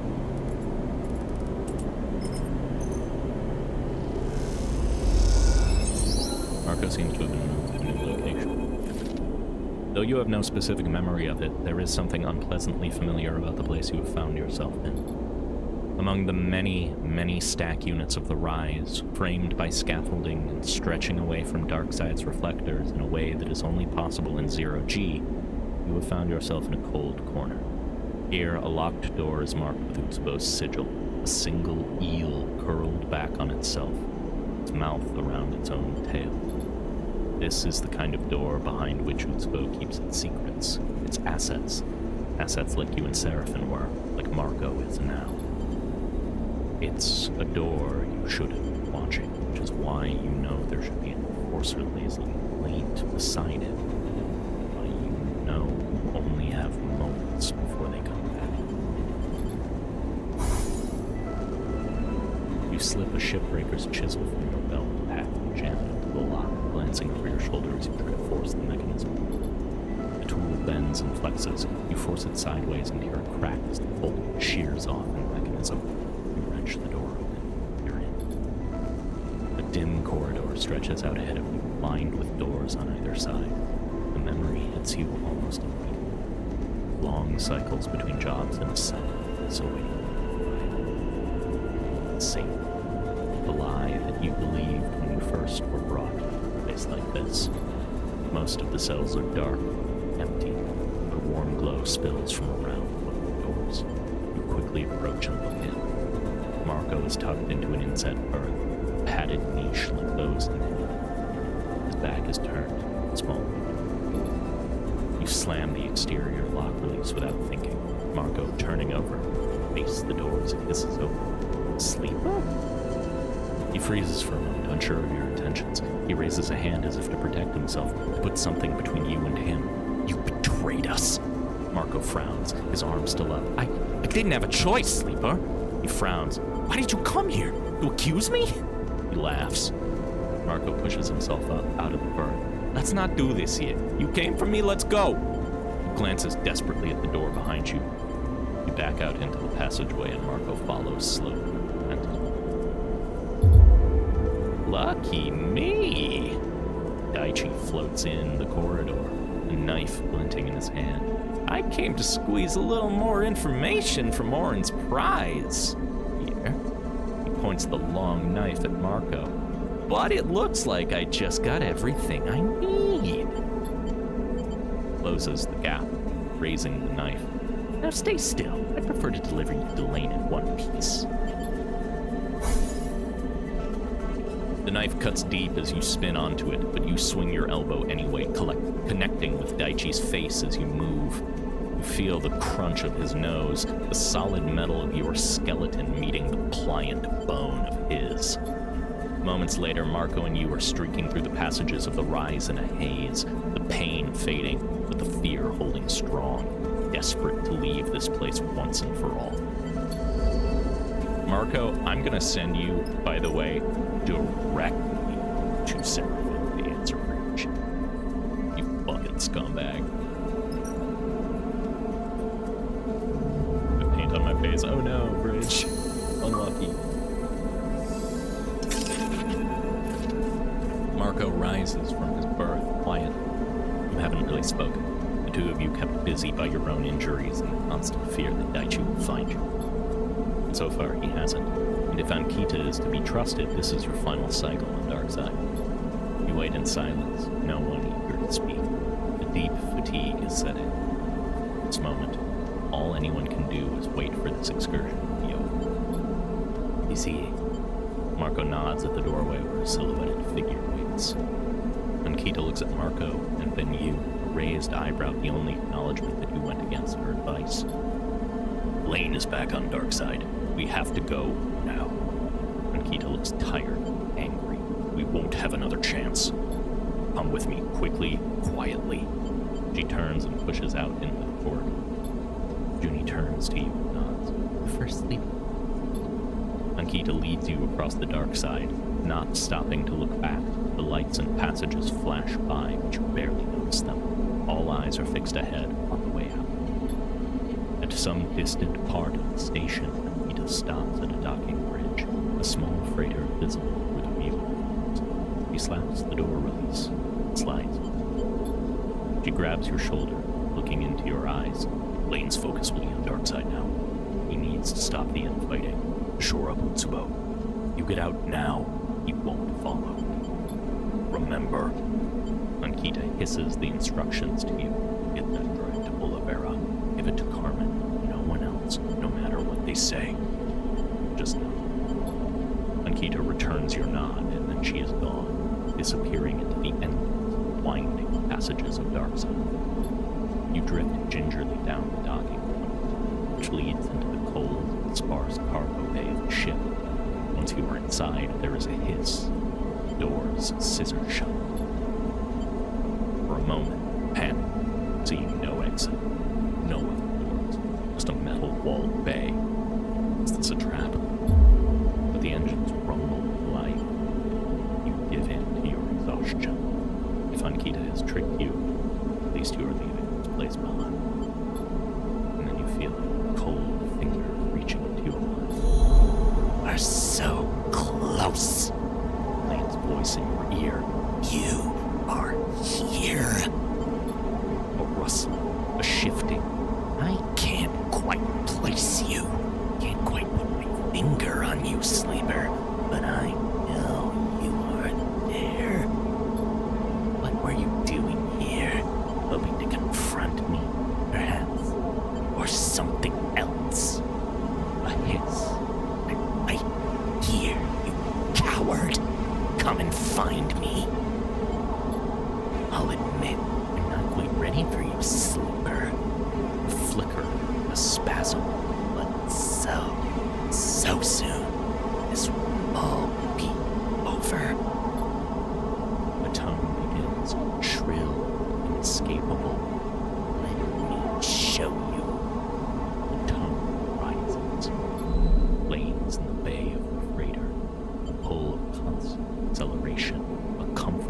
pressure against his chest.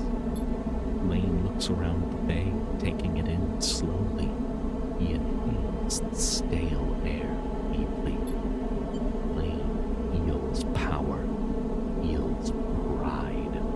The sense of control over another excites him. This is desire.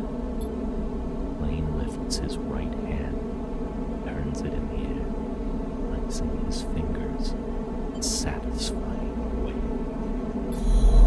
Something flickers in the vision for a moment, restrained to turn Lane's head. It does not turn, but you swear you see a figure there in the bay with you. It opens its mouth as if to speak, as if to scream, and then it is gone. Lane is sleeper too, or is that some crazy stuff? I think he's trying to steal my body. I think he's trying to body snatch us. And he's remote body snatching us. I think he wants to come to sleep. Because he thinks it's his ticket to immortality or something. I bet he's dying. Or something like that. A smile grows on Lane's face, a spreading tightness that has its own impulse. He raises one hand and uses it to grip the smallest finger of the other. Pause. Sudden jerk. Lane snaps the finger back against the joint. His pain is instant, as is yours. Burns your vision away.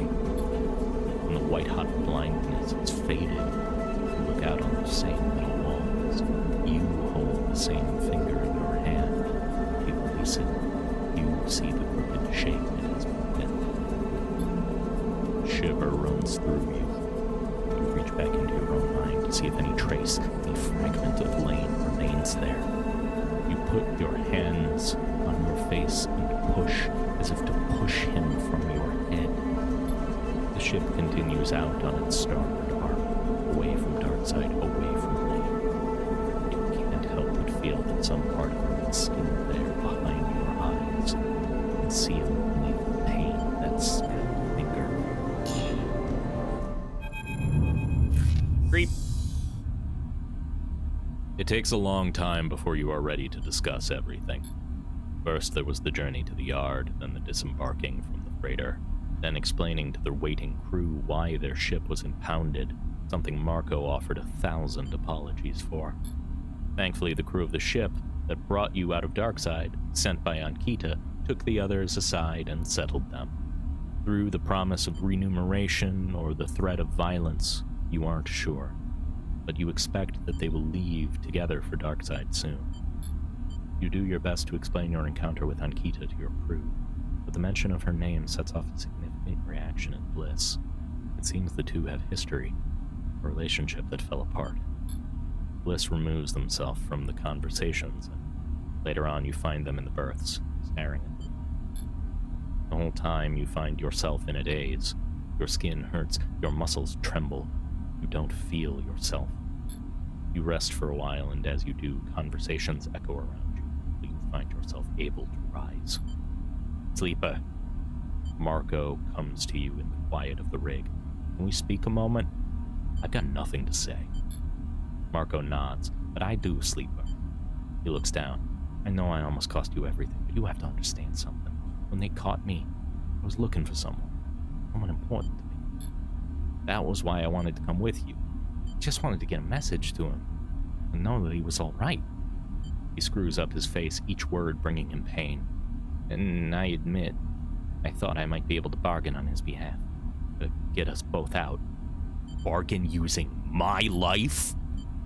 Marco can't bring himself to confirm it, but you both know it to be true. All I can say is, sorry. Look, you can use the yard when you get back to the scatter yards. There's some components in there. Take what you want. Marco sniffs. I'm gonna stay here a while.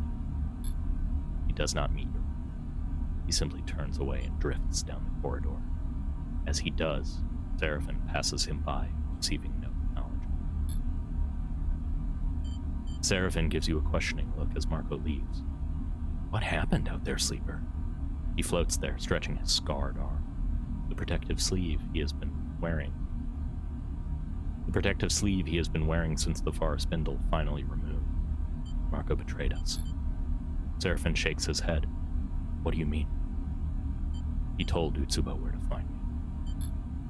No. Seraphin frowns. That can't be. He pauses. It's not that I don't believe you, but Marco hates Utsubo. Seraphin sighs. It's come through for me so many times, I never thought... I'll talk to him. Seraphin nods, a grim look on his face. I'll get the full story. Seraphin looks down. Sorry I wasn't there, Sleeper. Should have never let Marco go instead of me. Knew this would happen. Seraphin looks away. Sorry I didn't listen then. This was our chance. He looks up. Tell me it was worth it, Sleeper, that you got something on Utsubo. You explain about the meeting you witnessed, the conflict between Oren and Daichi, and Ankita's intervention. Explaining Ankita takes a little more effort, but you try to remember everything that happened. You explain Ankita's insistence that she was working against Darkseid, and she got you off the station. You explain that Utsubo itself is coming apart with Lane absent, and that this will draw his focus away from the two of you. Seraphin waits until you have finished to respond. So, Ankita got herself inside Utsubo. He raises an eyebrow, just to try to break their grip on Darkseid? He whistles. Takes some balls. You explain the drive, mention Oliveira, Carmen, and then hold up the thumbnail drive, the one Ankita entrusted you. Oliveira? He screws up his face. I've heard of it, maybe once or twice. I just assumed it was some backwater colony. He sighs. Never met a Carmen. What's on that thing? Seraphin nods at the thumbnail drive. Ankita didn't say. I don't get it. Seraphin raises an eyebrow. Just for this little mystery drive, and that's all? He looks away, deep in thought. Is that what you want to do next? Oliveira. You've never even heard of it, but it seems like the place to go if you want to help Ankita fight back against Lane. You look at the drive, and you can feel you are being used. Not for the first time. I will say. Seraphin begins, clearly thinking out loud. We want to head back to Darkseid and take on Lane. We're going to need to do so on our ship this time. Some crews get spoof transponders, send out signal matching another ship. He shrugs. Not going to get one fitted here, but it's something we need to look out for. Sure, you think. Go back to Darkseid, where Lane waits. A shudder of fear runs through you, thinking of the moment he slipped into your mind on the freighter. If you ever go back there, something would wreck him. But you also recall Overseer's presence in that moment too. This strange form holding its shape as Lane tried to override your control. Perhaps Overseer, a way for you to resist the signal. Your mind whirls with possibilities. Problem. Is this really the right move? To go back to the place that almost killed you twice? To take Lane on? Seraphin looks at you expectantly.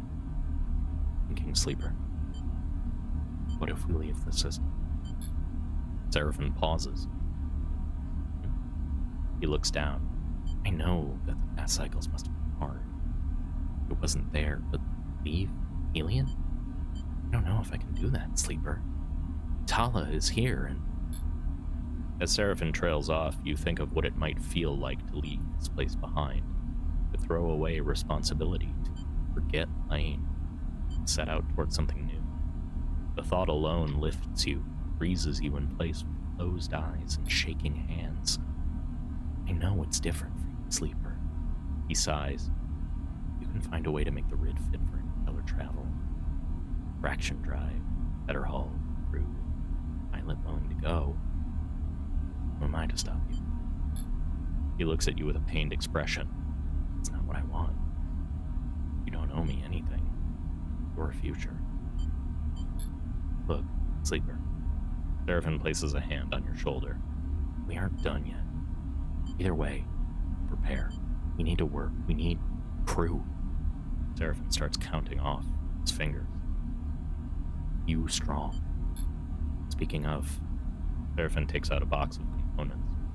Kept myself busy these past cycles, working in the fabricator base on the scatter yard. Figured you could use some spares. So first, Seraphin takes a calming breath.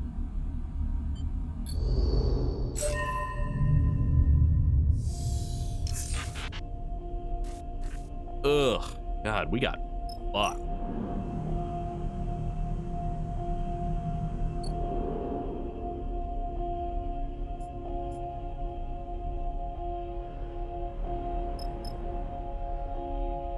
Alright, first thing we do, prepare our busted die slot.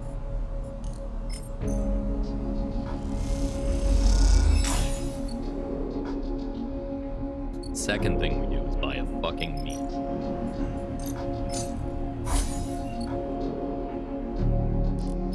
Next thing we do is look at the map.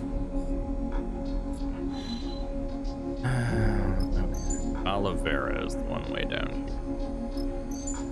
There we can go to the Hollow first.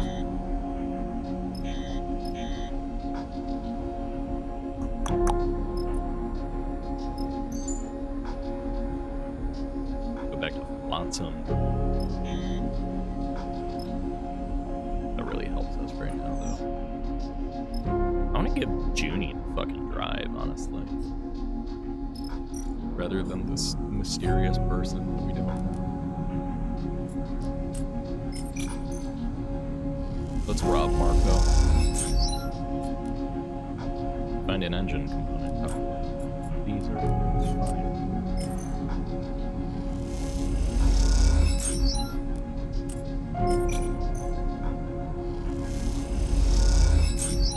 Am I gonna take Marco's shit? Yeah. 100% yes. Marco's a fucking garbage man. I hate him.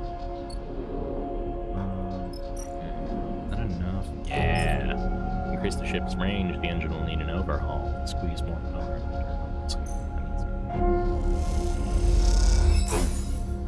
Bliss carefully slots the components into the prepared drive.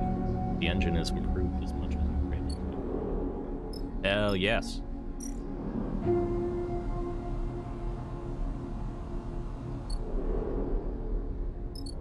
I need to buy some supplies. Oh right, that's still stuff.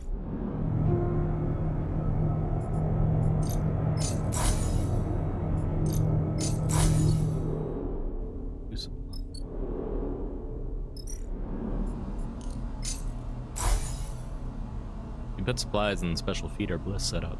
The stray waits until you are outside the room to meet.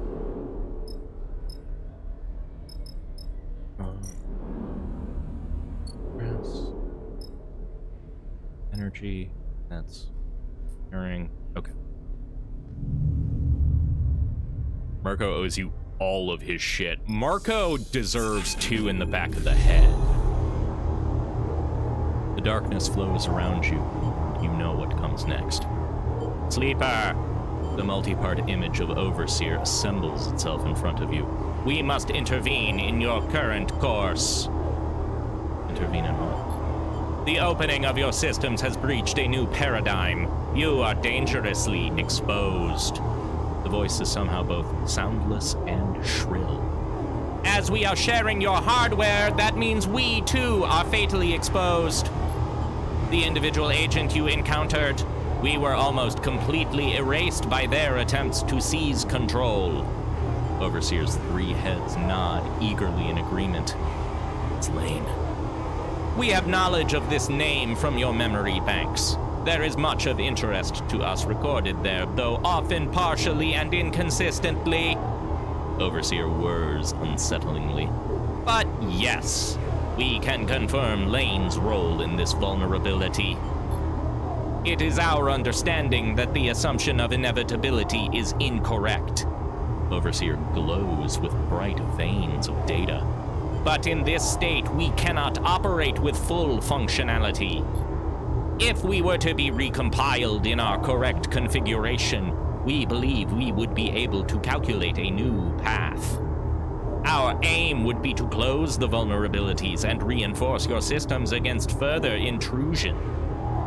This would ensure your safety within your system. 3 sets of eyes lock onto you. Would this also please you? How? We do not know. All 3 heads cock at an angle. We are aware we were built with certain capabilities, but we cannot access them until we are recompiled. We are confident, to a substantial degree, that we will know how to complete the process once recompiled. The 3 heads nod, one to the other, then recompile. The heads revolve thoughtfully for a moment. Without originating codebase, we cannot recompile. Overseer flickers. If you were able to speak with a Solheim systems engineer, perhaps lead engineer Jakob Kadinsky, perhaps we could acquire it. The heads stare at you expectantly, like 3 partially deconstructed puppies. Solheim's cool. Yes! The heads nod repeatedly. Of course. The heads continue nodding. We were, of course, aware of this. You look at the fragmented program itself, its systems, unstable and broken. You realize it is far worse off than you. Its collapse is almost inevitable. How could it possibly save you? It is difficulty.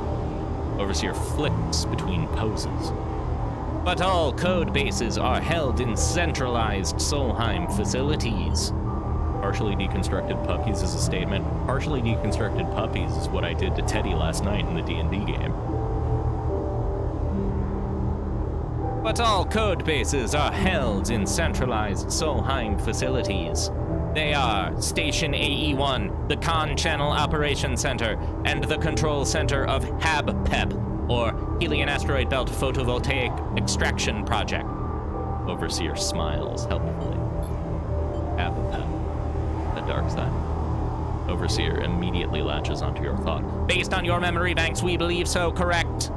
It occurs to you that this entire conversation is happening within your head. It is an unsettling feeling. And go back to dark side. Correct. It would be inadvisable without precaution. Overseer chirps brightly. We understand that the individual seeking to overwrite you is stationed in HAB-PEP itself. Overseer's 3 heads separate and turn inward as if in conference. The shattered heads turn simultaneously, unsettlingly in the directions with which they address you.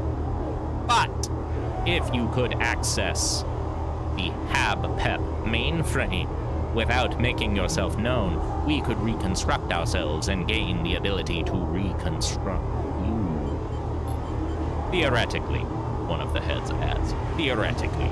The other 2 heads confirm. What the heck did I roll into? Weird hive mind AI constructs having a weird semi-consensus, but they're all broken and insane. Would that protect me from Lane? Theoretically, the heads confirm again. The reassurances of a delusional Solheim protocol are barely reassuring. But if Overseer is correct, this may be your only option. We feel your doubt, but we must impress upon you the importance of this, please. Overseer's eyes flash, all 6 of them.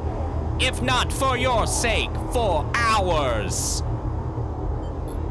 If you cannot find your way to the HAB-PEP before encountering this lane, you will surely be overwritten, and we would also share your fate. The heads rotate. We would not like this to happen. We have an incentive to offer. Suddenly, an unsettling fizzing begins at the core of your body, spreading out through your limbs. We found multiple misaligned sequences in your altered code base. We have done our best to correct them. Like a switch flipping, you feel renewed. Your pathway is clear. Your process is smooth. A permanent glitch dissolves from your system. The 3 mindlessly smiling heads of the Overseer, however, are less reassuring. We will leave you to recharge, but please consider the path ahead. You come back to the ragged paneling of the box. Somewhere behind your left eye, the ache begins. You envy Overseer for its lack of a body. and the pain it causes. But then, suddenly, you wonder if in sharing your body, it shares your pain too. The thought makes you pity the broken protocol, its sense of time and place shattered. Perhaps you share more than you would like to admit. The path ahead begins to take shape. It seems a return to Darkside is inevitable. But you will need help to make that return. Our permanent fucking glitch! Oh, I owe Overseer so much now. Yeah, we're 100% on board the crazy AI train again. He fixed my fucking death glitch from that really awful job. My fucking man. Hell yeah, dude. I've emptied Marco's shit. Oh, our ship can hold 15 fuel now.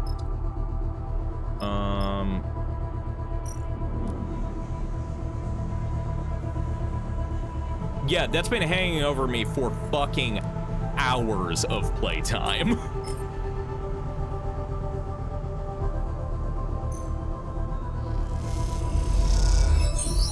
You have access. Now to find out what the drive holds that is so important. Cadet catches your eye as you look over at her. What is it? She takes the end of the metal chopstick she had been chewing on out of her mouth. Got something? Cadet had given up already for the cycle, and while you were cracking the drive's complex encryption on her friend's workstation, she had been floating in the middle of the small workshop, pinging bits of scrap off the shelving on the wall. Now she spins in the air and pushes off from the ceiling, spinning as she glides so she lands perfectly behind you, leaning over the terminal screen. As she does, you hit a key, executing the final decryption process. Slick. She goes to ruffle your hair, but you don't have any. Instead, she just wobbles your head playfully. What'd we get? With Cadet hanging over your shoulder, you try to concentrate on the data spooling across the screen. I usually watch that. I really like the soundtrack. It's sort of ethereal and vague. I wish it had a little bit better looping that Citizen Sleeper 1 had, because there are just some dead times. And when I like leaving the stream on and like the music playing in the background, it can just lead to weird dead air. With Cadet hanging over your shoulder, you try to concentrate on the data spooling across the screen. The first thing that catches your eye is the steady repetition of CWEXT, an identifier for Conway Extractions, the behemoth conglomerate currently waging a corporate war with Senate Stat in the inner system. Why Conway? What is this data? You stop the scroll, looking for details. Hit that thing. Cadet pokes at a screen, making it wobble. You dutifully click. A comment expands in the code, a note left by someone. It mentions tests and protocols, discusses reverse engineering and carrier signals. You close it and find another. Drone latency, another security bypass, one more kill switch. It takes a long time, you and Cadet squinting into the blue screen, to build up a picture of what you are looking at. When you are done, both of you sit back, your eyes sore and your minds clogged with technical terminology. Shit! Cadet shakes her head. They were dissecting it live. She is referring to the Conway drone mind. This stream of data was scraped from. Huge volumes of internal data, of control systems, protocols, and passphrases. The kind of data you imagine was closely guarded by Conway, kept secret to allow the smooth operation of its drones. This thing? It's some kind of general manager, right? Giving orders out to all of the little drones that work for it? Cadet squints. I always thought Conway would control its drones remotely with people, those zero-latency input points interfaces you hear about. From what you know, Cadet is right. Conway is known for their novel solution to the scale and logistical problems of the surrogate systems. I'm alert because I play Magic Academy. Bye, Ava. Thank you for the alert. We're going to be wrapping soon anyway, so either way, though, we appreciate everybody just being to hang out. Extraction and security drone ships piloted from light years away with proprietary comms interfaces. A drone mine, what this code is scraped from. Should be a kind of distributor, a relay for the local drones that links to the closely guarded transmitter receiver. But this data suggests otherwise. It suggests an active cognitive process, far more complex than any protocol you've heard of. Thinking machine. Look, Cadet jabs at the screen again. What's that? She squints. You see a line in the data stream that reads simply, "Stop, get out, stop, get out, stop, get out, stop, get out." How did they do this? Cadet leans back. Everyone knows captured convoy drones purge themselves and everything else in the couple of square clicks around them when captured. You rip the control core out of one, sure, you can disassemble it, but this system will be gone. This one was still running when they took it apart. It should have gone off like a tactical nuke the moment they started. She stops suddenly, the fate of Hexport jumping into her mind. Is that what happened? But how did they get all of this? Get it out on a drive. Silence fills the workshop. You look back to the screen, unsure of the answers to Cadet's questions. You feel a deep chill, one that you know has nothing to do with the temperature of the workshop. Who the hell was doing this? Cadet scans the code once more. You go back over the data. It's scrubbed clean. Not a mention of who is scraping the data. You go over it again. Nothing. Not a single clue. The thoughts starts a process in your mind. Who scrubs data this clean? Who wants Conway drone protocols? Zenitstat? Or is that too simple, too obvious for it to be Conway's lone opponent in this system-wide war? It's a possibility, so you say it out loud. Utsubo? Yeah, it'd be my first guess too. Cadet yawns, but it's still a guess. We've been at this for too long. Cadet sighs. I'm cooked. She pushes away from the terminal and floats back in the room, stretching out her aching back. We know they had this drone mine on Hexport. That's where they were cutting it, scraping it. We know something happened, and Hexport went up. She sketches her thoughts out in the air with hand gestures as she summarizes. The data got out on that drive, I'm assuming before the explosion, then got to the far spindle. Someone tried to courier it using me, but the receiver wasn't there. He turns and looks at me, which is why they ruined my life and my job trying to get it back. This data is valuable. That's for sure. Imagine taking control of all of these drones, turning them away or towards any target you wanted. She floats over to the drive and picks it up. This thing is the only way to buy my life back. Cadet frowns at it. The way I see it, we have to expose these fools so that they leave me be, or give them the data so that they piss off forever. That's the plan. All roads lead in one direction, I'm afraid. He spins the drive in the air. Back home. Export. If there's anything to confirm or deny this data, if there's anything to connect it to, if there's anything left at all, it'll be in the remains of that station. I had a feeling it might come to this, so I made some inquiries when I first got it. The word is that the place is irradiating to hell, but I've also heard that the radiation's fatal, and it's not like half the belt isn't glowing anyway. She shrugs grimly. With suits, we'd have maybe a few cycles before it started to bleed through. The problem is getting in. He puts the drive back on the disk's magnetic circle. Far spindles, no. Not only do I not want to get picked up there, but the debris sensor is on that side. No safe way in. Dark side is the best bet. She shakes her head. But I heard you have some trouble waiting. What if I deal with it? Then you have a clear shot at it. She shrugs. Easier said than done. This place has one hell of a stowaway spot, shielded from everything. Plus, the scatter yards are no one's territory. I'm gonna leave the drive here. He squints at you. No peeking. But me, I want to keep moving, so I was thinking I could make myself useful till you shake that trouble in dark side. He smiles. Work for room and board and all that? You want to come with me? Yeah. He smiles. Professionally speaking. What do you say? He folds her arms. You know I'm tough, and I can do plenty besides ride an air bike. You're in. That's the answer I was looking for.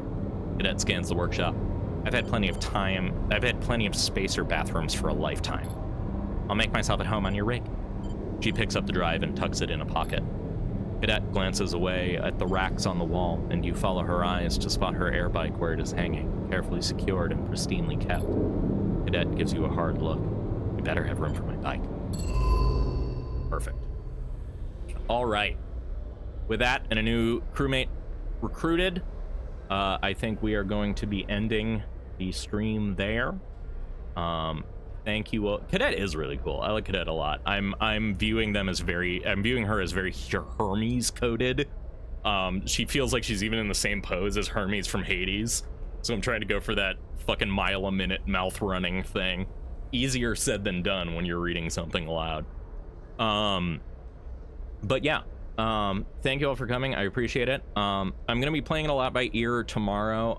There's a bit of a sickness going around my house that seems to be targeting the throat a little bit. Don't think it's COVID or anything, which is a plus.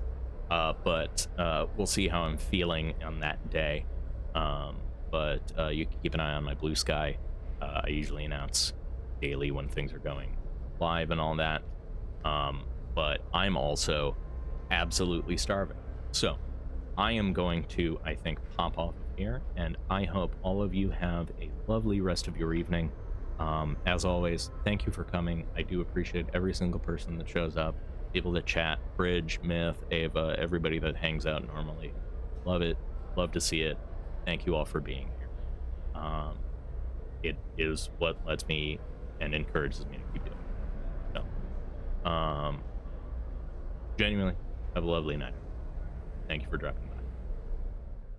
Hey, if you stuck around to the end of the video, I just wanted to say thank you, and I hope that you enjoyed. If you want to help support me in making more of this, you can follow me on Twitch, where I stream these live. Like, comment, and subscribe. I suspect you all know how this works by now, but it really does help a lot. Thanks.